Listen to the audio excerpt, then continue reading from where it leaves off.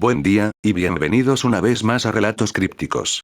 Una disculpa por la inactividad, he estado trabajando en varios proyectos, que he querido traer al canal por un tiempo. En esta ocasión no traigo historias de 4chan como tal.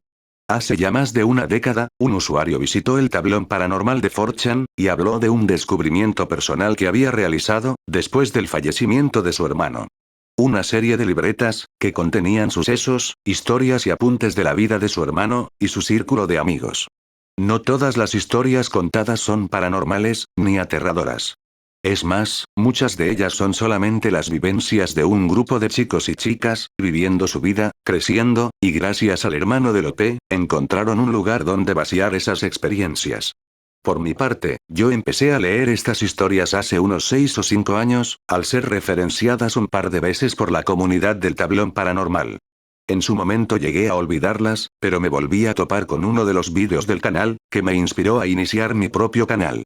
Dejaré todas las fuentes en la descripción. Este proyecto llevará un par de semanas para terminar, así que esperen un par de vídeos a la semana, uno con el formato tradicional de las historias de 4chan, y otro con la continuación de estas historias. Sin más que decir, espero que disfruten las historias del día de hoy.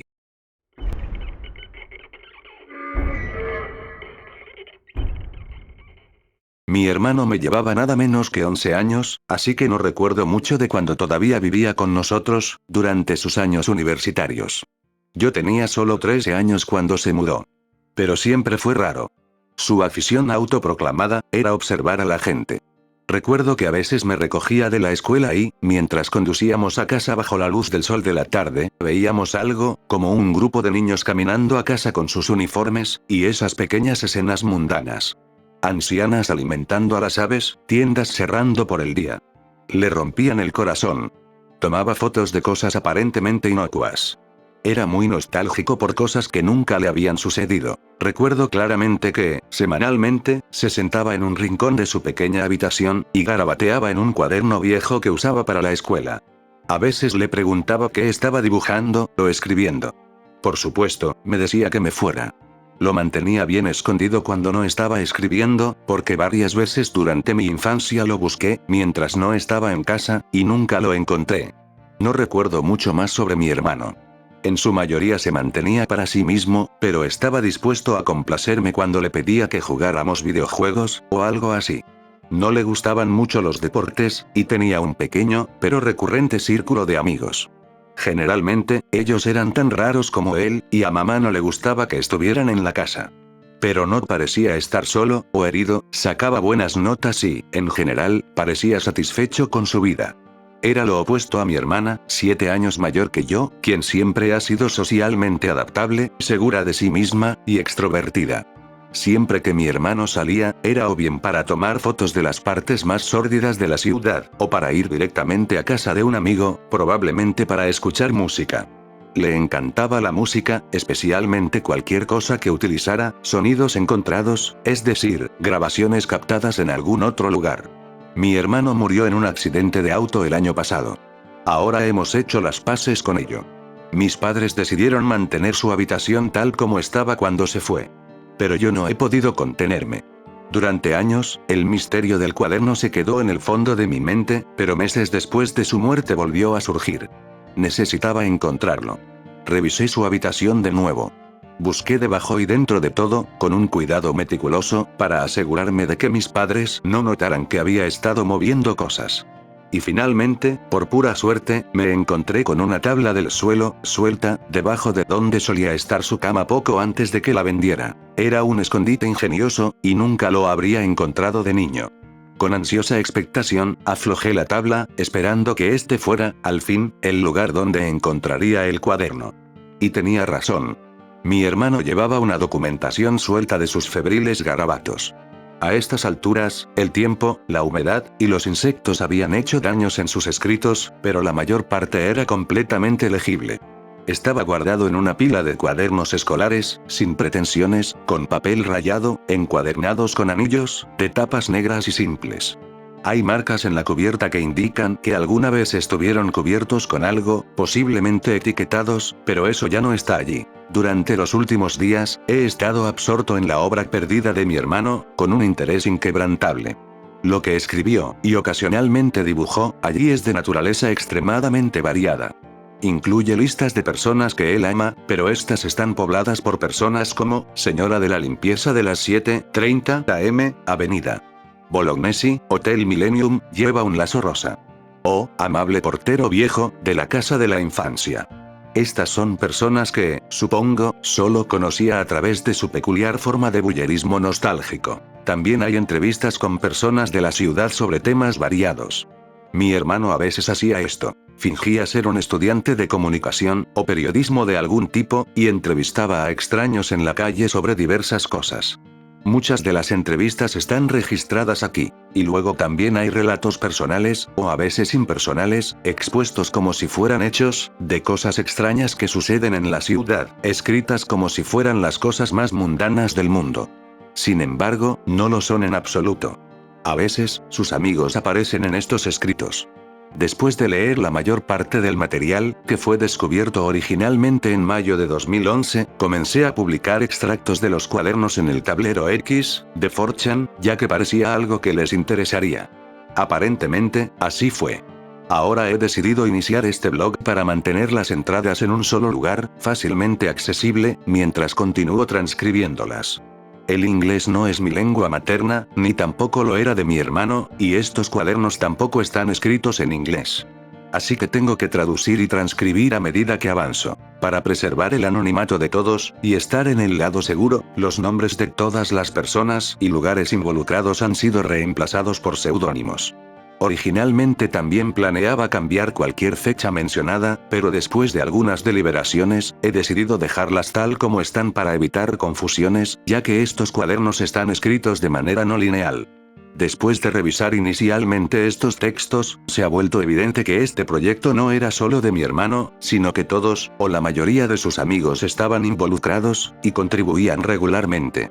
Las entradas generalmente no están firmadas por autores específicos, lo que añade a la inescrutabilidad de los documentos, pero baste decir que muchos de estos extractos no fueron escritos por mi hermano, quien será referido como Benjamín. Cada vez que aparezca en las transcripciones de los cuadernos, me encontré con un documento en particular mientras estudiaba estos cuadernos. Aparentemente, el proyecto de registrar o escribir estas entradas en los cuadernos era conocido entre mi hermano y sus amigos en algún momento como los libros de arena, lo cual alude a un famoso cuento del escritor argentino Jorge Luis Borges. De ahí el título de este blog. Estos cuadernos son considerablemente gruesos, y están repletos de escritos, los cuales varían mucho en términos de legibilidad. También hay algunos dibujos, mapas, o diagramas toscos ocasionales. Siempre que tenga tiempo, continuaré publicando nuevas transcripciones en X, y luego en este blog como nuevas entradas. En cualquier caso, espero que disfruten leyendo. Extracto del cuaderno 1. Una memoria. En aquel entonces vivíamos en el Distrito 2, que siempre ha sido muy aburrido. Ya conoces el eslogan, el distrito más verde de la ciudad. Están muy orgullosos de eso.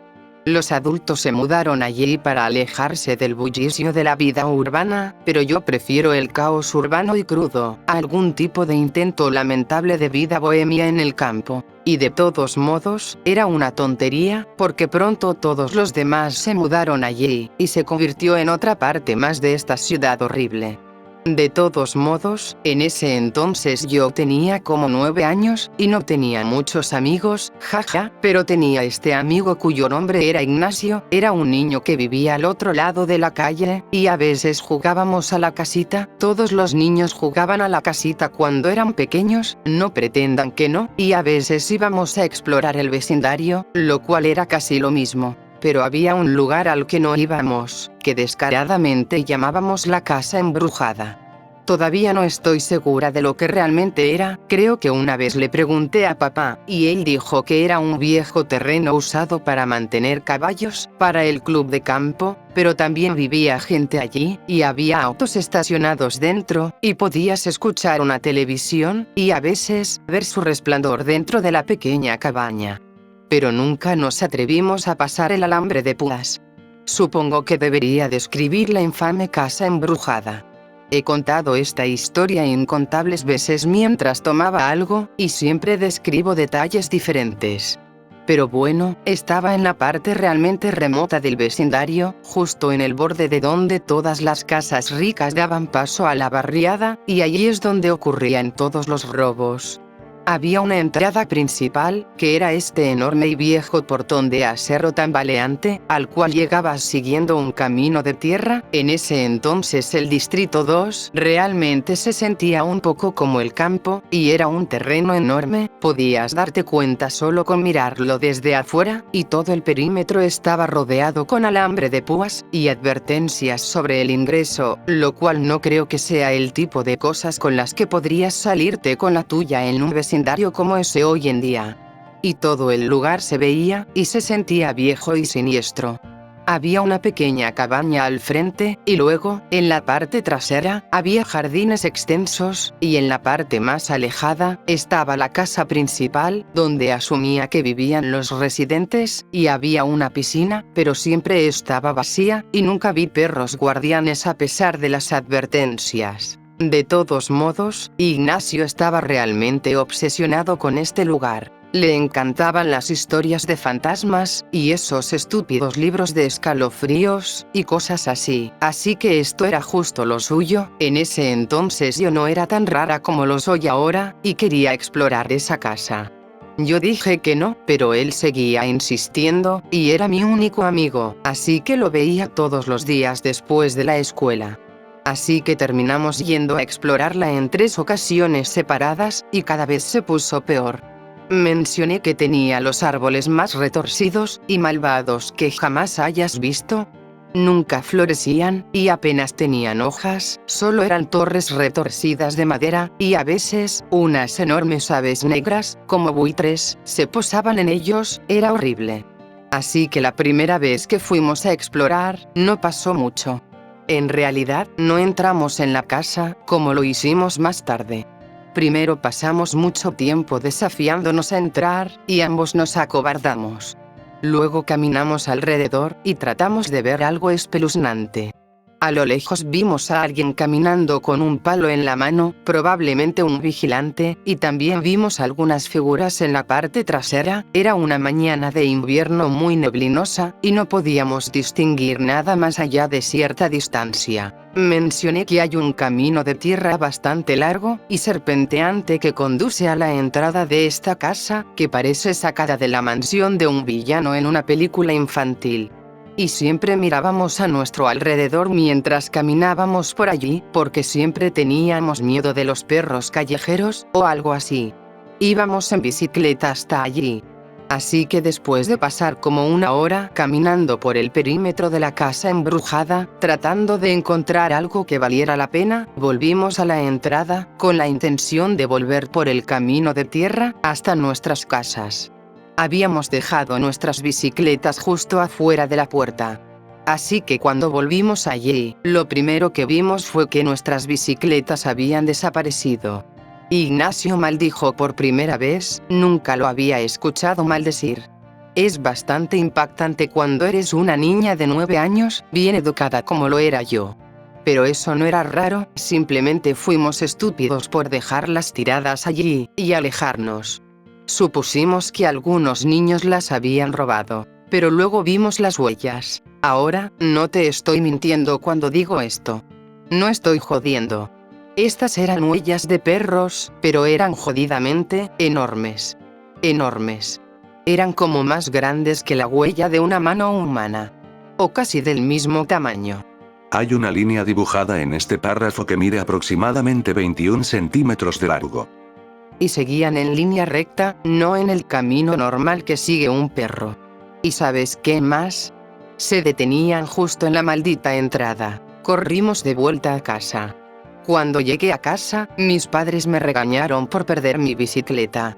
Yo estaba completamente desinteresada en mi bicicleta, y traté de decirles que había algún tipo de monstruo viviendo en la casa embrujada, lo cual ellos desestimaron como una exageración, como siempre hacen los padres. Me dijeron que debía volver allí, y preguntar amablemente si habían visto mi bicicleta, tal vez la habían llevado a la casa para guardarla hasta que aparecieran los dueños. Nunca tuve el valor de hacer eso. Pero aparentemente, la mamá de Ignacio fue allí unos días después para preguntar a quienes vivían allí sobre las bicicletas. Nunca lo escuché de la señora misma, pero Ignacio me dijo que su mamá no tuvo suerte, y que cuando volvió de la casa, se veía triste y enojada, y le dijo que nunca se acercara a ese lugar de nuevo, y que me dijera lo mismo. Por supuesto, éramos niños, y aunque teníamos miedo de las huellas, en realidad no habíamos visto nada, y queríamos volver allí con tantas ganas. Era increíblemente estúpido, incluso para un niño de 9 años, pero, ¿qué puedo decir? Soy una aventurera.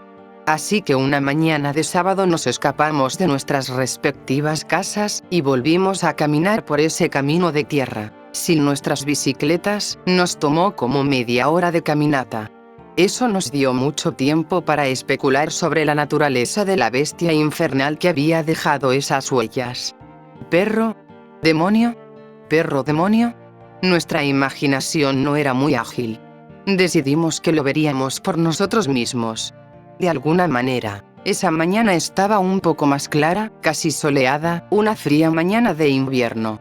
Eso restó algunas de las cualidades siniestras innatas de la casa, pero, aún así, nos daba un miedo mortal.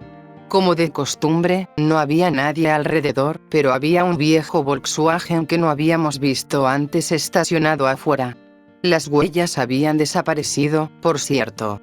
Y decidimos que encontraríamos una manera de entrar, así que esta vez nos enfocamos en encontrar tal vez una entrada trasera sin vigilancia, o un agujero en el alambre de púas del tamaño de un niño. En su mayor parte, no tuvimos éxito. El sol empezaba a golpearnos a medida que se acercaba el mediodía, y estábamos acalorados y cansados, animándonos mutuamente a volver a casa. En ese momento estábamos más cansados y molestos que asustados. Pero entonces escuché algo, y todavía no estoy segura de qué demonios fue. Honestamente, podría haber sido una disputa marital muy acalorada, si es que en verdad había una pareja viviendo allí. Venía de la casa principal, la grande y bonita, al fondo del terreno, de la cual estábamos a unos, no sé, 20 metros de distancia. Pero aún podíamos escucharlo. Era un grito muy extraño, como terapia de gritos, o karate, o tal vez un sargento instructor dando órdenes. Pasaba el mismo intervalo de tiempo, solo unos segundos, entre cada grito. Y había una voz masculina y una femenina, alternándose. Y se hacía cada vez más fuerte, hasta que se detuvo cuando pareció que algo de vidrio se rompió. Sin embargo, no se estaban gritando el uno al otro, estaban gritando juntos, tal vez. Era extraño y controlado, y realmente perturbador. Estábamos prestando mucha atención a esos gritos, tratando de ver algo a través de una de las ventanas distantes de la casa, pero luego alguien empezó a salir de la casa, por la puerta trasera, y nos fuimos de allí. Nuestros padres nunca se enteraron de esta segunda visita. Ahora estábamos intrigados, y decidimos que entraríamos allí sin importar qué. Esa noche, por alguna razón, recuerdo haber tenido muy malas pesadillas, y haber tenido que dormir con mis padres, a pesar de que el episodio de las huellas no me había afectado. Algo acerca de esos gritos. Decidimos que nos prepararíamos para nuestra tercera, y como sería, última, expedición a la casa embrujada. Nos aprovisionamos de bocadillos, los binoculares de mierda de Ignacio, eran del tipo que venían como accesorio, junto con un yayú, o como premio en una caja de cereales, agua, suéteres, y linternas. Porque decidimos que lo haríamos alrededor de las 5 p.m., cuando nuestros padres no estaban, para asegurarnos de que no nos atraparan. Era invierno, y oscurecía bastante temprano. Esto fue increíblemente estúpido en retrospectiva. Todavía estaba teniendo pesadillas recurrentes después de escuchar esos gritos. Estaba mucho más afectada que después del episodio de las bicicletas, y el supuesto perro demonio.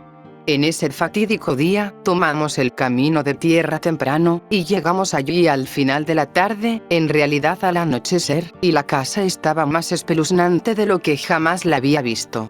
No había autos estacionados afuera, eso fue una novedad. Pero había muchas de esas grandes aves negras en los árboles que mencioné. Y había perros. No eran perros demoníacos, solo un par de perros callejeros, demacrados, peleando por una rata muerta cerca de la entrada. Dejaron huellas normales, y nos ignoraron, afortunadamente. Pero el detalle más importante es que, por alguna razón, la puerta había quedado abierta. Solo un poco. Pero lo suficiente para que Ignacio, yo y nuestras mochilas nos deslizáramos por allí. Y estábamos dentro. Ya estaba oscureciendo para entonces, y escuchamos a los perros afuera aullando.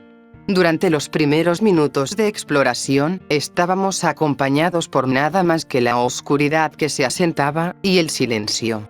Pasamos junto a la pequeña cabaña en la entrada, sin que nadie nos notara. La televisión estaba encendida, y había una telenovela de la tarde en repetición, pero no podía decir si había alguien viendo. Recuerdo la cara de Ignacio, bañada en el resplandor del televisor distante que salía por la ventana de la cabaña, mientras intentábamos echar un vistazo. Parecía bastante asustado, pero como él era el chico, tenía que poner cara valiente y fingir que no tenía miedo, así que sacó su linterna de la mochila, la agitó un par de veces y la encendió. Era el haz de luz más débil de la historia, pero al menos así no tropezaríamos con nada. Estábamos en medio del terreno abierto ahora. Al fondo estaba la casa donde escuchamos los gritos durante nuestra segunda visita. Escuchábamos pájaros y perros ladrando a lo lejos.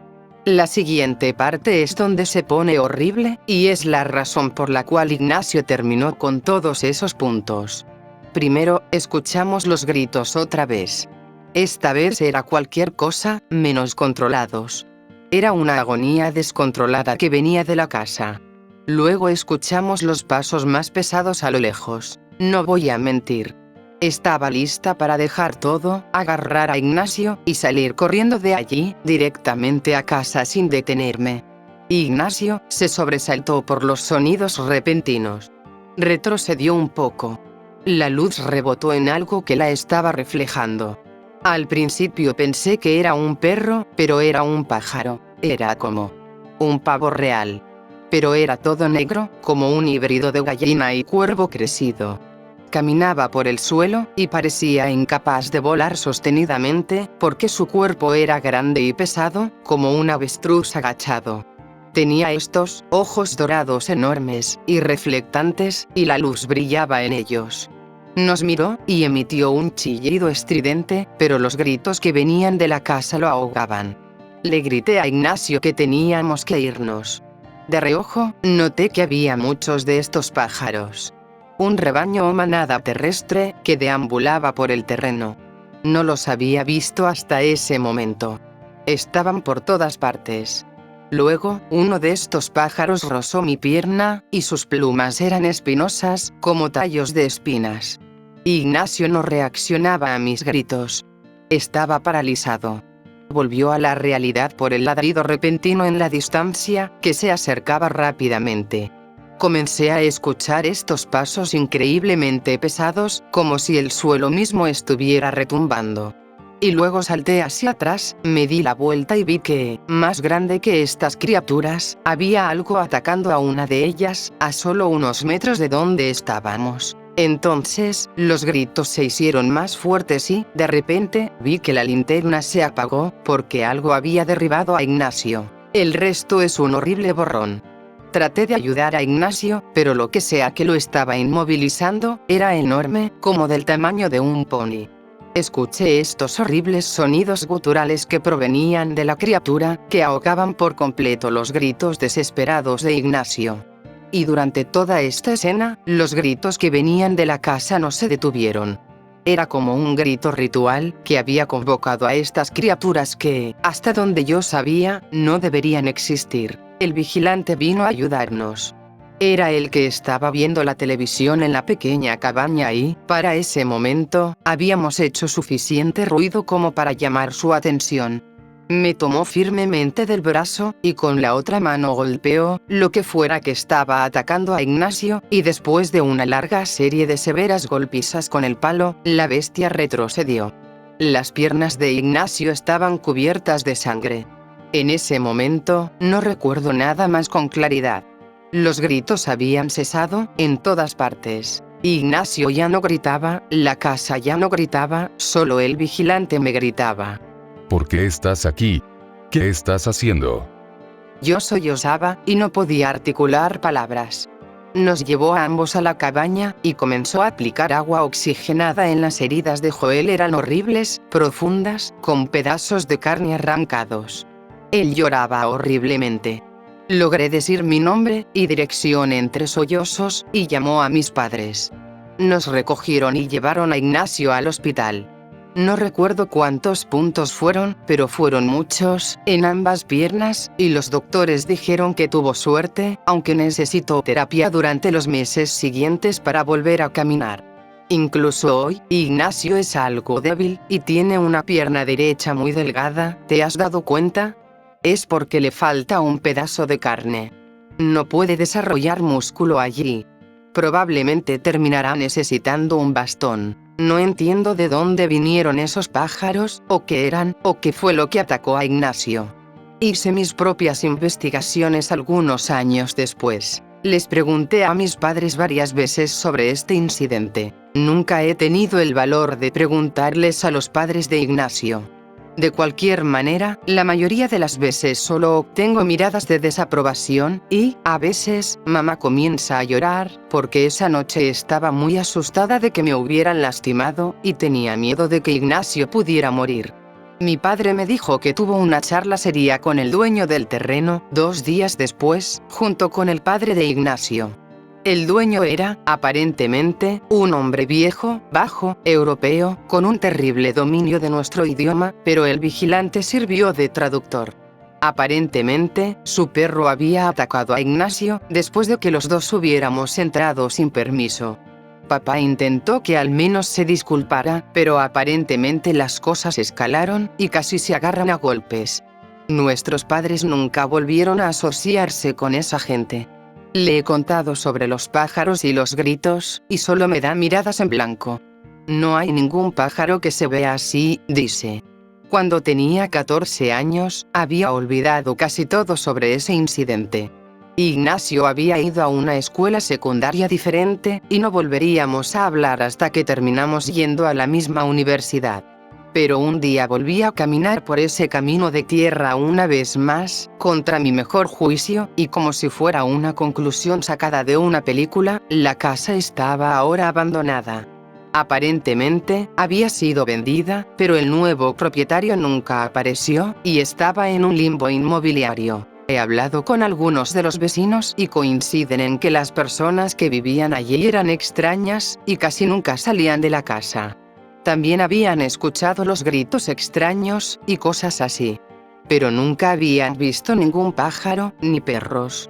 Añadieron que ese Volkswagen que vi estacionado afuera una vez, era una vista frecuente. Aparentemente, 4 hombres, impecablemente vestidos, visitaban esa casa todos los fines de semana. Esos pájaros aparecieron y desaparecieron como la niebla. Nunca pude ver bien qué fue lo que atacó a Ignacio, él tampoco. Ha suprimido prácticamente todo el incidente. Mis padres no lo hicieron. Lo que fuera que rondaba esos terrenos se fue con los dueños. Esto es en gran parte especulación personal, pero estoy bastante segura de que esos tipos estaban criando esos pájaros como ganado para la cosa horrible que atacó a Ignacio. No era el único, había más a lo lejos. Los escuché. No entiendo cómo alguien podría lidiar con esas cosas. ¿O qué eran? Ninguna de las criaturas que vivían en esa casa parecía real. Intenté ponerme en contacto con el vigilante que salvó la vida de Ignacio, y probablemente la mía. Mis padres le agradecieron mucho después del incidente, pero no supe más de él, porque después de eso me mantuve lo más lejos posible de la casa embrujada, por razones obvias. Investigando, descubrí que, mucho después de trabajar allí, se convirtió en policía. Y que hace algunos años se suicidó. No le preguntes a Ignacio sobre esta historia, no le gusta hablar de ello. Notas del hermano. Esta historia no fue escrita por mi hermano, ya que la protagonista es una mujer, e Ignacio no encaja en la descripción de ninguno de los amigos de mi hermano. Además, nunca vivimos en el Distrito 2, y mis padres nunca han mencionado un incidente como este. Actualización. Al cruzar referencias con otras entradas, se ha confirmado que esto fue escrito por Tatiana, una de las amigas de mi hermano. Ignacio es un amigo cercano de ella, pero nunca estuvo muy asociada con mi hermano. Hace unos días, hablé con Ignacio. Y lo entrevisté sobre el incidente con la casa embrujada, cuando era niño. El mismo en el que también estuvo involucrado Tatiana. Le dije que era para un proyecto de álbum de recortes, o algo así. Estaba muy reacio, no le gusta hablar de eso, y tampoco le caigo muy bien. Pero transcribiré lo poco que logré sacarle. Tatiana probablemente se va a enojar. Entonces, ¿qué crees que fue? ¿Qué quieres decir? Era un perro, era el perro del señor. ¿Lo volviste a ver después? No, obviamente nunca quise volver a esa casa. Tatiana tampoco. Mi papá fue allí para hablar con el dueño después de que ocurrió, y casi se pelean. El papá de Tatiana también estuvo involucrado. Mi papá estaba realmente enojado con todo eso en ese momento. Dijo que iba a envenenar al animal. Pero no creo que realmente lo haya visto tampoco. ¿Dijo que iba a envenenarlo? Si ya sabes, estaba muy enojado porque mi mamá estaba muy alterada por eso. Pero eventualmente el tipo se mudó, y todos nos olvidamos del asunto. ¿Y qué hay de todas las otras cosas extrañas? Tatiana dijo que esas personas hacían algún tipo de terapia de gritos, y que tenían pájaros extraños. Esos eran pavos reales.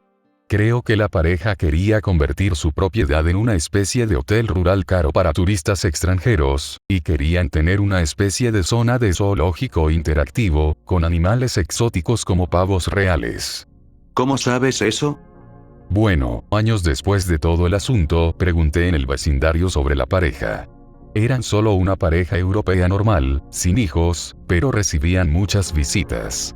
Aparentemente el esposo era miembro de uno de esos grupos tipo masones. Ya sabes, como la Sociedad de los Leones, pero no era la Sociedad de los Leones. Creo que principalmente hacían trabajo de caridad, pero también son un poco de la nueva era. Tal vez el clan de la adoración. Tal vez. Eso suena un poco raro. Honestamente no recuerdo el nombre, fue hace mucho tiempo. Eso es todo. ¿Crees que tu papá realmente hizo algo para vengarse del hombre? ¿Qué? No, claro que no. ¿Qué estás diciendo? Sabes que ahora está en silla de ruedas, ¿verdad? Notas del hermano. No sé casi nada sobre Ignacio, pero recuerdo haber aprendido que su padre sufrió un accidente que lo dejó parapléjico hace algunos años. Aparentemente fue una caída desde una ventana del segundo piso, o algo así. Extracto del cuaderno 1. Mónica. Tatiana llamó a su nueva muñeca Mónica, creo que por Mónica y sus amigos. La mamá de Tatiana es brasileña, y solía traer cómics para sus hijos de allí, y Mónica y sus amigos es como el equivalente brasileño de Peanuts, o algo así. Le dije a Tatiana que la muñeca traía mala suerte. La había conseguido en una de esas grandes ferias de mercado de pulgas. La muñeca parecía realmente vieja, y las proporciones faciales estaban mal, era como si hubieran intentado conscientemente no modelarla como un bebé real. No venía con ropa, así que Tatiana le puso un vestido de verano blanco de una pieza, del tamaño de una muñeca. Oh, Dios, ¿por qué estoy refiriéndome a ella, como si fuera una persona? De todos modos, en ese entonces estábamos en tercer grado, o algo así, y ya Kiara era muy sensible a lo que hemos llegado a referirnos como cosas raras. Por ejemplo, sabía sobre lo que había en el jardín de Daniela mucho antes que nadie. Ella dijo que Mónica traía mala suerte, y yo estuve de acuerdo. Siempre estuve de acuerdo con Kiara, es una salvavidas. Intentamos convencer a Tatiana de que tirara a Mónica, pero siempre ha sido terca cuando es peor para ella, y en lugar de eso, empezó a llevar a Mónica a todas partes, solo para fastidiarnos. Amenazamos con dejar de ser amigas de ella, y cosas así. Pero al final, todas amábamos a Tatiana, todavía la amamos, y no dejamos de ser amigos de ella, pero odiábamos a Mónica, y su mirada vacía y vagamente deformada, como un niño nacido de generaciones de incesto, nos daba pesadillas por la noche. Así que un día trazamos un plan para deshacernos de Mónica, para siempre. Fuimos al parque. Estábamos Franco, Tatiana, Kiara, Daniela, Alejandro, y yo. Alejandro y yo habíamos ideado el plan. En preparación, habíamos cavado un agujero cerca del lago Eco, detrás de unos arbustos, donde enterraríamos a Mónica. Primero, dejamos nuestras mochilas y cosas detrás de un árbol en el parque, y Tatiana hizo lo mismo, dejando su bolsa con Mónica dentro, y nada más. Luego, mientras jugábamos en las barras, lejos de allí, Franco se escabulló detrás del árbol, y tomó todas nuestras cosas en secreto. Todos estábamos al tanto, excepto Tatiana. Cuando volvimos y notamos que se habían ido, todos actuamos sorprendidos, y asumimos que nuestras cosas habían sido robadas. Tatiana realmente debía amar a Mónica, porque estuvo llorando el resto del día. Más tarde esa tarde, me encontré con Alejandro, él me dio las cosas de todos, y se las devolví después. Pero nos quedamos con la bolsa de Tatiana, y la muñeca dentro de ella. Pedaleamos hasta el lago. Fuimos detrás de los arbustos y sacamos a Mónica, manejándola con el mayor cuidado posible. La arrojamos al agujero, y luego apilamos tierra sobre ella lo más rápido posible. La cubrimos con tierra hasta que ya no era un agujero. Y luego suspiramos de alivio. Hasta que escuchamos el llanto. Aparentemente, Mónica era una de esas muñecas que emitía un sonido de llanto periódicamente, como muchos de esos juguetes. Pero nunca antes la habíamos escuchado. Tatiana nunca nos había hablado de eso. Dado lo mucho que amaba a Mónica, eso era raro. No creo que lo supiera. Pero si no lo sabía, entonces no le habría puesto baterías, así que, ¿cómo estaba haciendo ese sonido la muñeca? Era un chillido analógico agudo, sonaba tan viejo y siniestro, como todo lo demás acerca de esa abominación de juguete infantil, y no nos quedamos el tiempo suficiente para averiguar cómo podíamos escucharla a través de toda la tierra que habíamos apilado sobre ella. Salimos corriendo de allí. Tatiana nunca supo lo que realmente pasó ese día hasta muchos años después, cuando comenzamos la universidad. Alejandro se lo contó accidentalmente, mientras estaba borracho. No se molestó. Estuvo de acuerdo en que era lo mejor que podíamos hacer. Aparentemente, esa muñeca también le daba pesadillas, y la única razón por la que no se había deshecho de ella personalmente, era para fastidiarnos. Terca, como siempre. Alejandro y yo no desenterraríamos ese agujero, hasta 1 o 2 años después, cuando lo usamos como un altar improvisado para un dios sacrificial. Esa es otra historia divertida con un final algo extraño. Una vez que lo desenterramos, Mónica no estaba por ningún lado. El plástico no se descompone simplemente en la nada. Nuestra teoría favorita, y más temida, es que, después de que nos fuimos, alguna niña pasó por allí, escuchó el llanto de la muñeca, la desenterró, y, encantada por ella, se la llevó a casa. Probablemente Mónica todavía esté por ahí. No parece que fuera algo de lo que un grupo de niños pudiera haberse deshecho tan fácilmente. Notas del hermano. No tengo mucho que decir sobre Mónica. Casi con certeza fue escrita por mi hermano también, ya que hace referencia a los eventos de Xochipilli. No tengo ningún recuerdo de esta muñeca, y no hay características descritas que puedan ayudarme a encontrar el modelo manufacturado. Extracto del cuaderno 1. Origen. Nacimientos múltiples. Creo que los momentos determinantes en tu vida no se ven como tales hasta mucho después. Solo puedes evaluar su importancia una vez que han quedado en el pasado, y tal vez esa sea la gran tragedia del tiempo. La sección infantil de la biblioteca de nuestra escuela albergaba una pequeña colección de vídeos, compuesta principalmente de documentales y películas malas. Cuando era niño, al final de cada semestre, la clase organizaba una fiesta con pizza, donde veíamos películas y disfrutábamos sabiendo que estábamos en la antesala de las vacaciones de verano. Nuestra maestra pedía una cierta película para niños, por lo general un especial de Charlie Brown, o una de las cintas de Clifford, el gran perro rojo, y, en poco tiempo, llegaba la señora de los vídeos, como la llamábamos. La señora de los vídeos era delgada, y siempre parecía cansada. Tenía el cabello muy voluminoso, y pasaba todo su tiempo en la sala de vídeos. No sé por qué me fascinaba ese lugar, tal vez porque siempre había algo en reproducción. Siempre tenían las noticias en una televisión, mientras que, en otras, se reproducían películas, noticias grabadas del pasado, o documentales. El lugar estaba lleno de cámaras, disfraces usados por el club de teatro, y estanterías llenas de cintas. Había pasado a ser un almacén para toda la escuela. El concepto de pasar tus días trabajando en esa habitación, rodeado del pasado y el presente en forma de video, conectado con esta versión ficticia de la realidad, me atraía enormemente. Que ya fuera tan nostálgico, y estuviera tan cautivado por esas cosas a esa edad, es un poco preocupante. La señora de los vídeos era cordial y paciente, y a menudo inventaba excusas para pasar tiempo en esa sala. Por lo general, fingía que llevaba recados de los profesores. En una de esas muchas excursiones, me encontré con un par de cajas de cartón escondidas bajo una estantería, llenas de viejas cintas. Sacar la caja liberó un penetrante olor a polvo. Todas esas cintas tenían etiquetas crípticas. Recuerdo claramente, cúpula, caja de fusibles, y 12º piso. Tomé una que estaba etiquetada como, nacimientos múltiples. No sé por qué, la escondí bajo mi chaqueta, y luego la metí en mi mochila cuando nadie miraba. Dado que las cintas aparentemente estaban olvidadas, supuse que nadie la extrañaría. En ese entonces, mis padres tenían un viejo Betamax en su habitación, que apenas usaban. Mi abuelo se los había traído de Estados Unidos, creo. En esos tiempos, todos traían todo de Estados Unidos porque nuestro país, en su estado actual de desorden, apenas podía abastecerse de lo necesario, y mucho menos de cintas de comedias románticas. Así que lo único que teníamos eran un puñado de copias piratas, la mayoría mal grabadas de señales extranjeras interceptadas por piratas locales. Manejar esa cosa antigua era un fastidio. Mis padres estaban en alguna boda o fiesta de cóctel, y no regresarían hasta pasada la medianoche. Así que puse la cinta, y me senté a ver. La imagen era granulada y había decaído, pero no era difícil distinguir todo. Fue filmado con una cámara montada en un trípode, frente a la orilla del mar. Por el color de los cielos grises, y el tono séptico del mar, sin mencionar las varias botellas vacías esparcidas por la arena, pude darme cuenta de que era una playa cercana.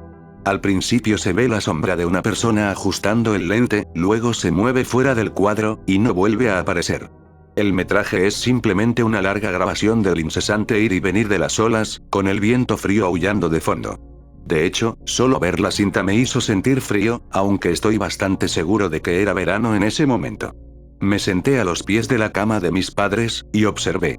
Estaba preparado para ver algo perturbador, después de todo, en ese momento no estaba seguro de cómo funcionaba el parto, pero todo lo que vi fue el mar.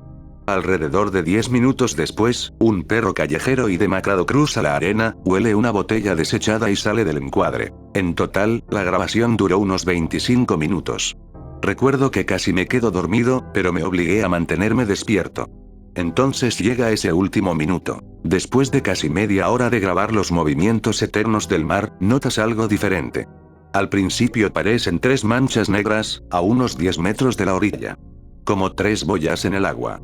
Luego comienzan a moverse hacia adelante, más cerca de la arena. A medida que lo hacen, comienzan a emerger. Me di cuenta de que no eran boyas. Eran cabezas, sobre cuellos, dando paso a hombros. 3 hombres adultos emergiendo del agua fría. La distancia, la calidad del video, y la iluminación, los hacen parecer simplemente como siluetas negras. Creo que estaban desnudos. Comienzan a salir del agua. Se mueven al unísono, casi dando pasos al mismo tiempo. Son muy altos. El agua solo les llega a las rodillas, y están caminando hacia la cámara con ese andar arrítmico, cuando el metraje termina. Quien estaba filmando lo cortó justo ahí. Es difícil confiar en mi joven e impresionablemente en esto, pero estoy bastante seguro de que el metraje era una toma continua sin cortes. En ese momento no sabía lo que todo eso podía significar. Supongo que todavía no lo sé. Saqué la cinta, casi a la fuerza, y la volví a meter en mi mochila. A la mañana siguiente tiré la cinta en la canasta donde los estudiantes dejan los libros que devuelven a la biblioteca. Obviamente, la señora de los vídeos debió saber que alguien había sacado esa cinta de la sala. Aparentemente, nunca sospechó de mí. La próxima vez que la vi, me dio su habitual mirada cansada pero cortés, y me preguntó qué estaba haciendo allí, con una taza de café humeante entre sus dedos artríticos. Estoy bastante seguro de que la caja de cartón con las otras cintas desapareció. Parece gracioso decirlo ahora, pero creo que ese fue el comienzo de mi obsesión. Extracto del cuaderno 1. Origen. Espacio de rastreo. Muchas cosas me han molestado en el pasado, como las casas embrujadas, y las muñecas espeluznantes, pero cuando eres niño es más fácil perdonar y olvidar. Hubo un momento particular en el que me di cuenta de que las cosas que me perseguían, y me alcanzaban en la noche, nunca se rendirían. Debía tener 12 o 13 años. La escuela había terminado, y era el verano más caluroso que la ciudad había visto en décadas. Algunos de mis amigos estaban saltando la cuerda en la plaza, tratando de abrir un hidrante, o algo así. En ese entonces las calles eran más seguras, y me dejaban deambular dentro de los límites de mi vecindario, usando un lindo vestido de verano y sandalias. Era una niña linda. ¿Recuerdas a Alex? Dejó nuestro grado en algún momento entre la secundaria y la preparatoria, no era un niño que destacara mucho. Recuerdo que los demás lo molestaban porque era pobre y, aparentemente, sus padres tenían que pedir dinero prestado a su familia lejana para pagar su matrícula, o algo así. Su padre en realidad dirigía una clínica en su casa, ¿sabes? El primer piso era la clínica, y el segundo piso era su hogar, era este pequeño complejo de apartamentos que ellos poseían. En este día de verano en particular, fui a visitar a ese chico en particular, porque habíamos acordado previamente hacerlo. Alex tenía algo que mostrarme. Siempre le contaba mis historias, sobre los perros grandes que rondan en la noche, sobre Mónica, y sobre los fantasmas que veo moviéndose por mi casa, mientras intento dormir. Estaba haciendo un esfuerzo consciente por asustarlo, porque a esa edad ese era mi pasatiempo favorito con los chicos, pero él estaba notablemente interesado. Dijo que cosas similares sucedían en su casa. Aparentemente había encontrado un espíritu familiar. Así que caminé unas 8 cuadras hasta su casa, la pequeña y deteriorada clínica, donde una secretaria cansada se abanicaba detrás de un mostrador, y seguro, él pronto bajó saltando las escaleras para recibirme en la entrada. Creo que llevaba puesta una vieja camiseta de Thundercats, con jeans desgastados, y zapatillas blancas. Le ofrecí un chocolate que había robado del tarro de mi mamá. Me invitó a entrar. Según tengo entendido, la familia de Alex estaba en problemas financieros, más graves de lo que cualquiera de nosotros sabía, o se atrevía a suponer, y sus abuelos vivían con él. Venían del campo, y eran apropiadamente supersticiosos. Uno de los pasatiempos favoritos de su abuela era interpretar sueños, aparentemente siempre eran malos presagios, y en una ocasión me dijo un par de cosas sobre los míos, pero esa es otra historia. Alex me llevó al sótano del complejo de 2 pisos, que en realidad era un pasillo estrecho. Aparentemente era un espacio sobrante, originalmente usado para aislamiento, o tal vez como parte de un diseño más grande. Según mi papá, ese edificio era parte de un complejo más grande, o algo por el estilo. Era accesible a través de una puerta de madera podrida, de la altura de un armario, en la sala trasera, que también servía como almacén para varios suministros médicos. Tuvimos que escabullirnos alrededor de su papá, y la secretaria malhumorada, ya que a los adultos no les gustaba que él entrara allí. Si hubiera sido incluso un poco claustrofóbica, no creo que lo hubiera logrado. Incluso para una niña de mi edad, tuve que arrastrarme a gatas, tanteando un camino húmedo y sinuoso de concreto, con los sonidos crujientes de la casa sobre mi cabeza. Temía que todo se viniera abajo sobre nosotros. Alex había robado un encendedor de su padre antes de entrar, pero estaba frente a mí, y la débil luz que producía no me tranquilizaba mucho.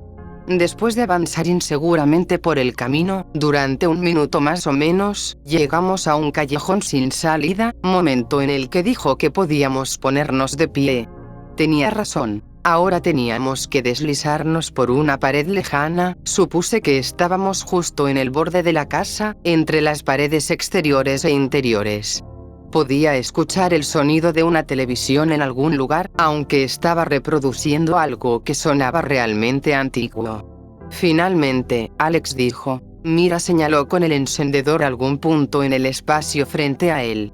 Tuve que entrecerrar los ojos para mirar, y aún así no vi realmente nada en la densa oscuridad, así que le arrebaté el encendedor, y lo usé yo misma. Fue entonces cuando logré distinguirlo. Bueno, supongo que era una especie de agujero en la pared. Frente a donde estábamos parados, había una gran hendidura en la pared lejana, aproximadamente en forma de huevo, con cables cortados, y marcos de acero sobresaliendo de los bordes, como si un pequeño meteorito hubiera chocado allí. Solo podía distinguir los contornos más vagos en la oscuridad, pero podía ver marcas en el interior, que eran de color marrón oscuro, de forma amorfa. Alex me dijo que, según su vecino, el hombre que poseía esta casa en el pasado distante, dejó morir a su hijo en ese agujero, cuando descubrió que era el producto de la infidelidad de su esposa. El bebé finalmente murió de hambre, y nadie se enteró jamás.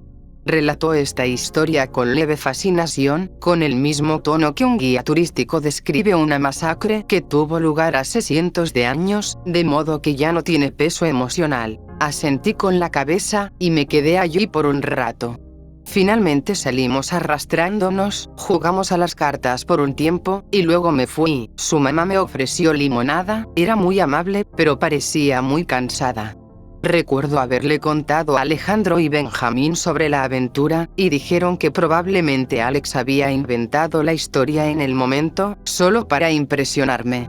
Luego vino el requisito de burlas y bromas, sobre cómo los dos nos casaríamos, y tendríamos bebés, pero Alex sería demasiado pobre para mantenerlos. Juro que ese año, cuando mi maestra dijo que las niñas maduran más rápido que los niños, sentí que la vida en su totalidad me había sido explicada. Con toda honestidad, creo que Alex solo quería ser amigo mío, porque su familia, su ropa, y su apariencia de campesino, repelían a la mayoría de los niños en nuestra escuela. Solo volví a su casa una vez más, como una semana después. Era un día igualmente caluroso, y caminé hasta allí una vez más. Recuerdo que en ese entonces había todo un susto sobre el asesino de perros, y cómo se aconsejaba a los niños que se quedaran en casa, pero no le presté mucha atención. Esta vez Alex bajó corriendo las escaleras para decirme, con el aliento entrecortado, que realmente tenía que ver algo. Volvimos a ese espacio de rastreo. 1 minuto de andar a ciegas, unos 30 segundos de deslizarnos por el aislamiento, y llegamos. Esta vez Alex dijo, «Mira», con una expresión casi diabólica, y sacó una linterna, que fue una gran mejora sobre un simple encendedor. Ahora podía ver las cosas más claramente. El agujero se veía más o menos como lo imaginaba en mi primera visita, pero ahora podía distinguir esas manchas en su interior. Eran manchas marrones, amorfas, que bien podrían haber sido hechas con excremento, o algo igualmente desagradable. Juntas creaban una forma vaga. Alex me dijo que diera un paso atrás. Dijo que la figura parecía un bebé, comenzó a señalar los rasgos faciales, y el cuerpo tal como los veía, pero yo realmente no vi nada. Solo un montón de manchas, y marcas. Volteé mis ojos, y dije que deberíamos salir. Y tan pronto como dije eso, hubo este sonido, como si todo el aire fuera aspirado fuera de la casa, era como el sonido que haría un río si estuviera fluyendo bajo nuestros pies. El sonido se intensificó, comenzó a sacudir las tablas, y a aflojar pedazos de pintura y polvo del techo. Y de repente, escuchamos este estruendo, como si una nevera hubiera caído desde el piso superior, y pensamos que todo se nos venía encima, colapsando, así que gritamos y corrimos a ciegas, de vuelta por donde vinimos, de regreso al espacio de rastreo, moviéndonos frenéticamente hacia la libertad. Cuando salimos, encontramos a la madre de Alex parada allí, con los brazos en jarras, mirándonos con desaprobación. Estábamos cubiertos de escamas de pintura blanca y polvo. Probablemente nos había escuchado gritar como idiotas, y estaba particularmente enojada con Alex, a quien había advertido que no volviera a entrar en ese lugar. Dijo que haría tapar la entrada para mañana. No tuve la oportunidad de volver a la casa de Alex después de eso. Lo castigaron por el resto del verano, aparentemente, y una vez que comenzó la escuela, se hizo evidente que no estábamos en los mismos círculos, y nos alejamos rápidamente. Como dije, se mudó a alguna otra parte de la ciudad unos años después. Estoy bastante seguro de que los chicos recuerdan eso. Y según su mamá, el gran estruendo que habíamos escuchado fue un camión de basura afuera, aunque en ese momento no me lo creí. Lo que es realmente raro, y hace que esta entrada merezca estar en los cuadernos, es que, bueno, he pasado por ese complejo de apartamentos donde vivía Alex varias veces, mientras volvía de la universidad. Su padre cerró la clínica cuando se mudaron, y ahora es una residencia privada. Ha sido remodelada sustancialmente. Pero he pasado por ese lugar, y lo he mirado desde todos los ángulos concebibles, y he repasado los recuerdos en mi cabeza con gran cuidado, pero todavía no encaja. Me refiero al espacio de rastreo. No hay ningún lugar en esa casa, ningún espacio para ese pasaje, y la pared con el espacio de aislamiento, y el agujero. Simplemente no tiene sentido. Y he preguntado a un amigo en arquitectura para qué serviría una estructura como esa, y dijo que estaría completamente fuera de lugar en un edificio como ese, y para el caso, probablemente estaría fuera de lugar en cualquier edificio. ¿Alguien se ha puesto en contacto con Alex? Notas del hermano. No hay mucho que decir, honestamente. Creo que es bastante claro que esto fue escrito por Tatiana, pero esa persona, Alex, es un misterio para mí.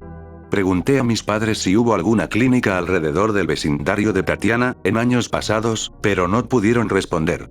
Extracto del cuaderno 1. Origen. Para recordar. Alejandro me contó una historia el otro día. No estoy seguro de si estaba bromeando o no. Cuando Alejandro tenía unos 12 años, y sus padres lo llevaban a ver a un psicólogo después de la práctica de fútbol, recordaba ver a una señora todos los días. El psicólogo trabajaba en su apartamento en el tercer piso de un complejo. Después de la sesión, Alejandro tomaba el ascensor para bajar, y esperaba afuera del edificio a que sus padres lo recogieran.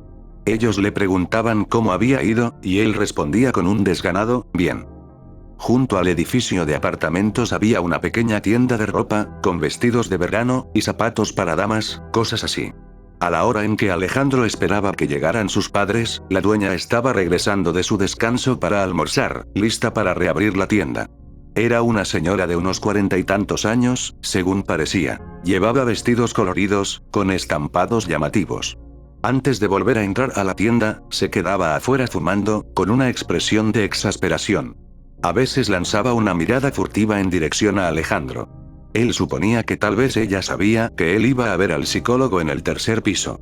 Probablemente había visto a muchos chicos como él, esperando en ese lugar preciso a que sus padres los recogieran. Las ventanas de la tienda exhibían maniquíes estrafalarios, a veces sin brazos o sin rasgos faciales, vestidos con ropa que no podía haber estado de moda, ni siquiera en esa época. Alejandro los observaba por no tener nada más que hacer, y también porque la señora lo ponía nervioso. A veces ella se paraba justo al lado de él para fumar. Pero siempre se retiraba a la tienda antes de que llegaran sus padres. Estaba arrugada, y cubierta de maquillaje, siempre mirando más allá de las calles y edificios, esperando que llegara algún problema. Fue entonces cuando Alejandro comenzó a darse cuenta, después de tantos encuentros incómodos en silencio, que la ropa de la señora parecía ser la misma que se vendía en la tienda. Eso parecía lo suficientemente lógico, como una forma de autopromoción, o algo así.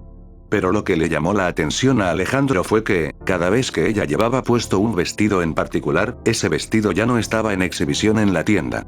Era como si cada noche, ella tomara uno de los atuendos de los maniquíes, y lo usara ella misma, para luego pasar a otro. Alejandro llegó a suponer que nadie más trabajaba en la pequeña tienda. Nunca vio a nadie entrar o salir. La observaba con leve confusión, y nunca le dijo nada a sus padres. Meses después de que esto había comenzado, un día cambiaron la cita de Alejandro para la tarde. Tomó el ascensor para subir, y esperó afuera de la puerta. Se impacientó y llamó, aunque podía escuchar hablar, y luego, aparentemente, sollozar, desde adentro. Reconoció la voz del psicólogo diciéndole que por favor esperara un momento. Así que se sentó en el suelo, recostado contra la pared. Pasaron varios minutos, con intervalos de silencio y sollozos. Luego, finalmente, escuchó pasos en su dirección, y la puerta se abrió de golpe. Salió la señora de la tienda. Se secó los ojos con un pañuelo bordado, y lo miró, atónita, por un momento, evidentemente sorprendida de verlo allí, como si la hubiera sorprendido en medio de algo malo, o pecaminoso. Su rostro se transformó en la misma expresión desesperada y ansiosa que siempre llevaba. Luego se alejó, y el psicólogo lo invitó a entrar en su apartamento. En el último día de estas sesiones, cuando los padres de Alejandro decidieron que ya no las necesitaba, y se habían quejado lo suficiente de lo caras que eran, Alejandro se entristeció al darse cuenta, mientras esperaba afuera a que llegaran sus padres, de que la tienda había cerrado y ahora estaba vacía. Le pedí a Alejandro que escribiera esta historia él mismo, pero se negó.